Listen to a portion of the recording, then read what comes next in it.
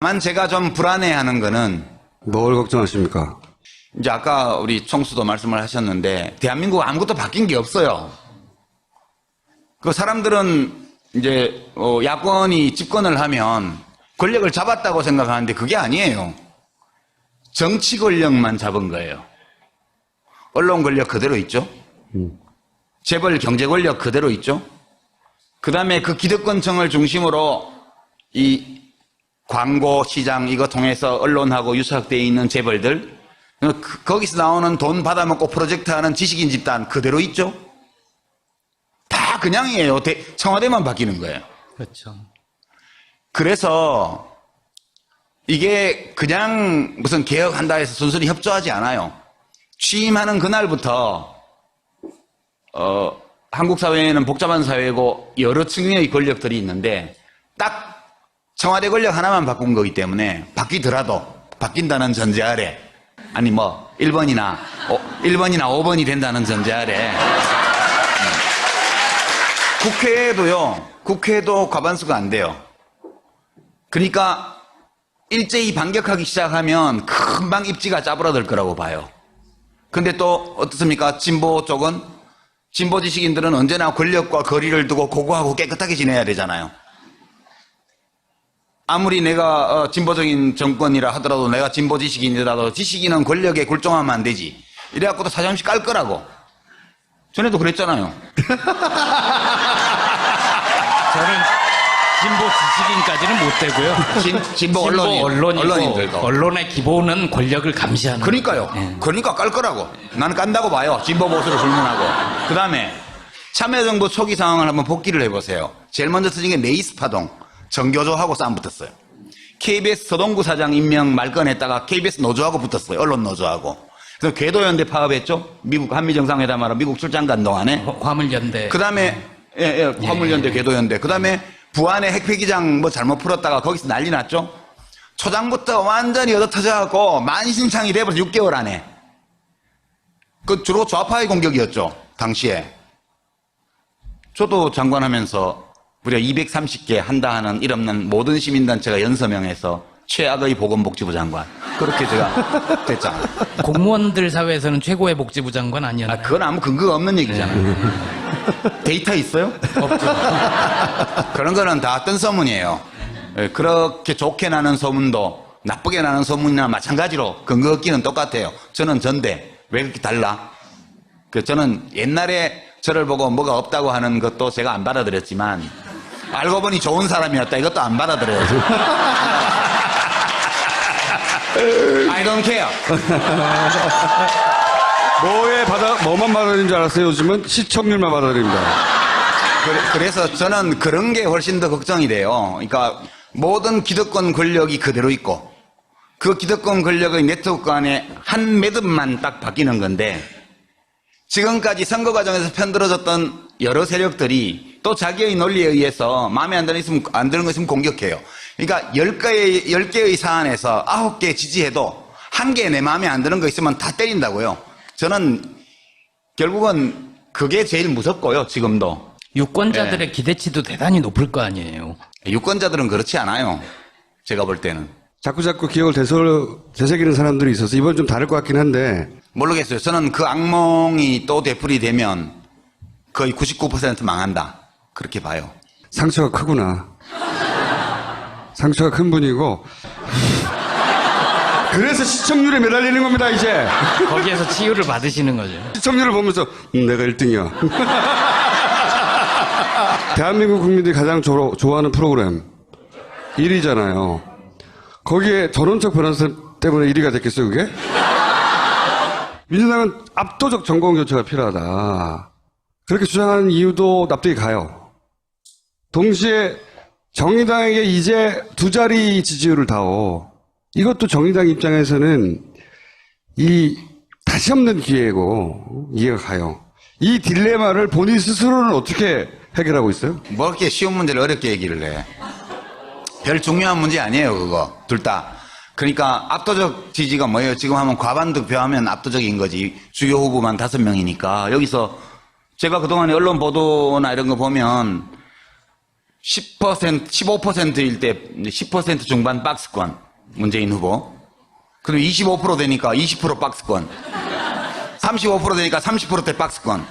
지금 40% 이쪽 쪽 넘나드는데 후보 5명 있는 선거에 지지율 40%면 올라갈 때까지 올라간 거예요. 그게. 그 또 박스권이 확장성 없대. 그럼 40% 바꿔도 확장성 없으면 이게 김진 논리잖아. 나는 0.1%인데.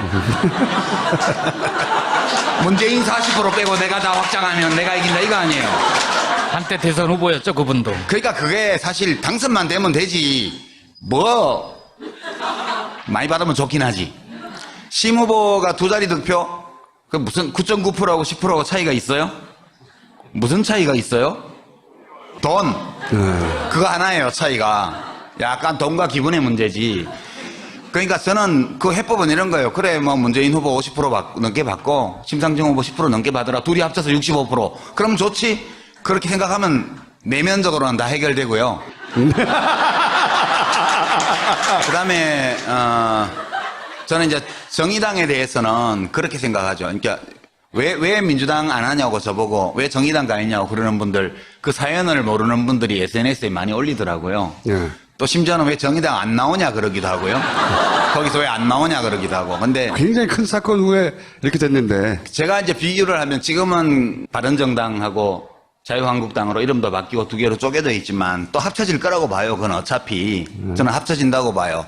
이제 그 당의 제일 큰 문제는 산을 들 만큼 힘이 센데 그 힘으로 못된 짓만 해. 그게 이제 새누리당 옛날에 그 당의 문제고요. 더불어민주당의 문제는 산을 들 만큼 힘이 센데 지가 힘이 약한 줄 알아. 네, 내가 임금으로 치면 내가 좋은 임금이 될 수 있을까 고민하고 있는 거야. 하면 되지. 그게 그 당의 제일 문제여가지고요. 막상 자기 힘만큼도 힘을 쓰지 않는다. 예, 자기가 힘이 센데 힘이 안 세다고 생각하는 거야. 그래서 뭘 잘 못해요. 그래서 좀 못 믿어. 그러고 또 나 안 좋아하는 사람 많아. 거기 안 가. 아, 웃기다, 이거는. 김평수 나보고 뭐 총리 얘기할 때 농담이잖아. 내가 가면 국회에서 뭐 동의가 되겠어요? 저 보수당에서는 엄청 싫어하지? 또 민주당에서도 싫어하는 사람이 더 많을걸? 하고는 싶구나. 하고 싶지도 않지만. 그래서 그렇고 정의당은 뭐냐? 정의당은 옛날 민주노동당부터 지금까지 이 진보정당은 그런데 대중을 품으려면 어째야 돼요? 가슴이 넓어야 되잖아요. 그 작은 가슴에 이 큰 세상의 온갖 문제를 다 껴안고 피 흘리고 있는 사람들이에요. 자기가 아픈 거야. 어? 그러니까 자기가 아프기 때문에 남한테 상처를 많이 줘요, 또. 자기가 피를 흘리기 때문에 남들에게 상처를 줘요.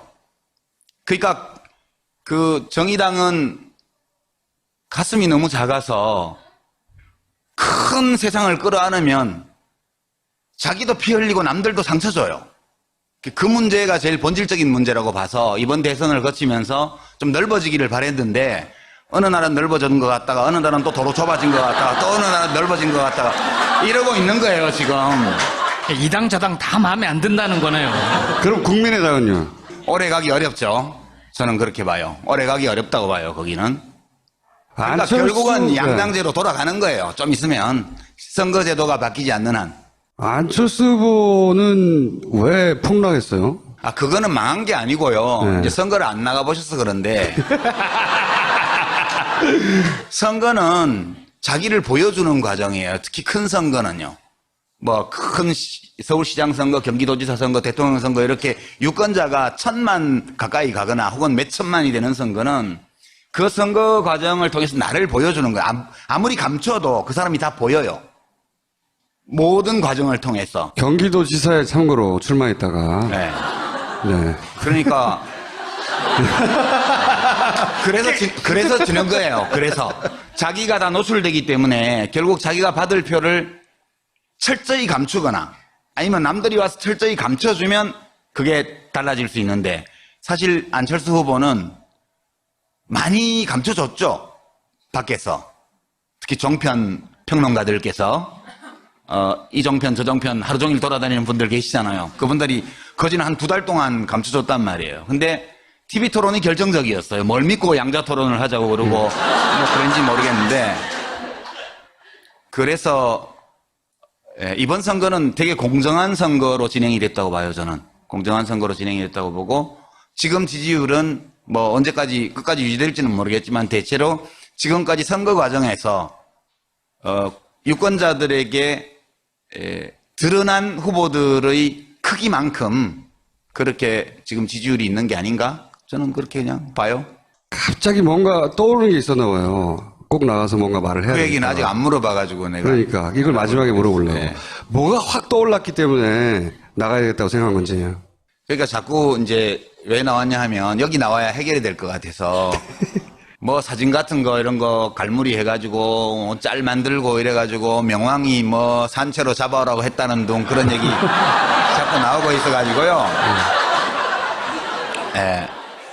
이제 제가 대선이 끝나고 나서 뭘 할 건지에 대해서 많은 분들이 궁금해 하시는 것 같아서 그 얘기하고 그다음에 아까 말씀드린 그 다음 정부가 또 어려워질 수 있는 가장 큰 요인 그게 뭔지에 관한 거하고 2가지 그 걱정하고 근데 하나는 말씀드렸고요. 네. 제 개인적인 거는 이제 저는 공무원이 될 생각이 없어요. 그러니까 뭐 괜히 헛물 캐시지 말고요. 그리고 뭐 이렇게 국민 추천 뭐 사이트 열어가지고 뭐 새 정부에서 한다고 할 때 저 찍지 마세요. 추천도 하지 마시고요. 꼭 반대로 말하더라 이런 거. 그리고 아까 첫 번째 이슈 내가 말하고 싶었던 것과 관련해서 제가 진보 의용 지식인이 되려고요. 진보 의용 지식인이요. 그러니까 물론 지식인이거나 언론인이면 권력과는 거리를 둬야 되고 권력에 대해서 비판적이어야 되고 그건 좀 옳다고 생각해요. 그렇지만 아까 말씀드린 것처럼 대통령만 바뀌는 거예요. 다 그대로 있고. 그리고 대통령은 권력자 맞지만 그게 전부가 아니에요. 대통령보다 더 오래 살아남고 바꿀 수도 없고 더 막강한 힘을 행사하는 기득권 권력들이 사방에 포진하고 연합해서 또 괴롭힐 거기 때문에 그리고 아마도 야권 정당들이 연정을 하지 않겠어요. 그죠? 서로 손잡고. 그래서 제가 정의당은 평당원이지만 이 범진보의 그런 정부에 대해서 오용지식인이 되려고요. 그럼